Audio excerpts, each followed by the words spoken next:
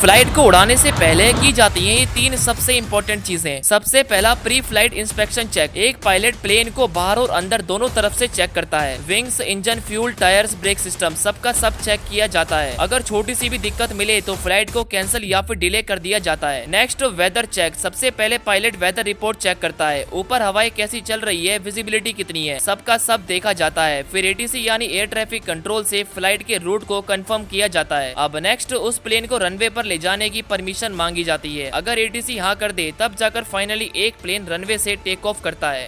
हमेशा याद रखना, एक प्लेन को सही से उड़ाने के पीछे सिर्फ पायलट का ही हाथ नहीं होता, बल्कि एटीसी का भी एक अहम रोल होता है। अगर तुम्हें मौका मिले एक पायलट बनने का तो क्या बनना चाहोगे?